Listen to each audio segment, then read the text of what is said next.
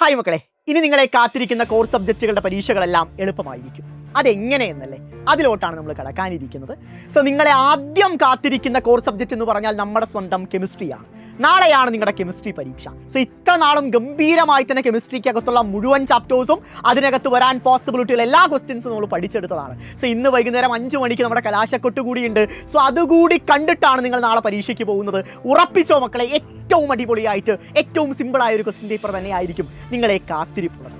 So കഴിഞ്ഞില്ല, ഇനി ഏറ്റവും ക്രൂഷ്യലായ 2 സബ്ജക്റ്റുകൾ നിങ്ങളുടെ മുന്നിലുണ്ട്. ഒന്നാമത്തെ എന്ന് പറഞ്ഞാൽ ഫിസിക്സും, അടുത്തത് ബയോളജി. ഈ പറയുന്ന 2 സബ്ജക്റ്റുകളും പഠിച്ചു തീർക്കാൻ നമ്മുടെ മുന്നിലുള്ളത് വെറും 5 ദിവസങ്ങൾ മാത്രം.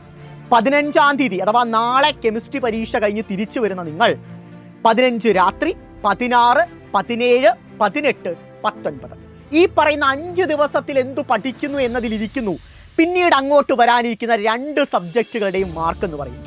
ബയോളജി കഴിഞ്ഞ് ഒരേ ഒരു ദിവസത്തെ ഗ്യാപ്പിന് ശേഷമാണ് ഫിസിക്സ് പരീക്ഷ വരുന്നത്. മക്കളെ, നിങ്ങൾക്ക് തോന്നുന്നുണ്ടോ ഈ ഒരു ദിവസത്തിൽ പഠിച്ചു തീർക്കാൻ സാധിക്കുന്ന സിലബസും ചാപ്റ്റേഴ്സുമാണ് ഫിസിക്സിലുള്ളതെന്ന്? ഒരിക്കലുമല്ല.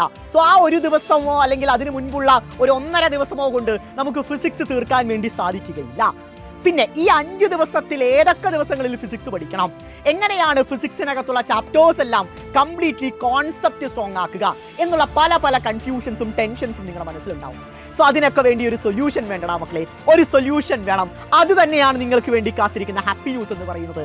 നാളെ രാത്രി കൃത്യം 7 മണിക്ക് ഒരു കിഡിലൻ സ്റ്റഡി പ്ലാനുമായിട്ട് ഇനിയുള്ള ദിവസങ്ങൾ എങ്ങനെ ഫിസിക്സും ബയോളജിയും പഠിച്ച് ഏറ്റവും ബെസ്റ്റ് മാർക്ക് ഉറപ്പിക്കാമെന്ന ഏറ്റവും ബെസ്റ്റ് സ്റ്റഡി പ്ലാനുമായിട്ട് ഞങ്ങൾ വരുന്നുണ്ട് മക്കളെ. സോ നിങ്ങൾ എല്ലാവരും ഉണ്ടായിരിക്കണം. നമ്മുടെ സ്വന്തം +1 ചാനലിലാണ് 7 മണിക്കാണ് നാളെ സ്റ്റഡി പ്ലാൻ. മാത്രമല്ല അതിനുശേഷം ഒരു ഗംഭീരമായ ലൈവും നിങ്ങളെ കാത്തിരിപ്പുണ്ട്.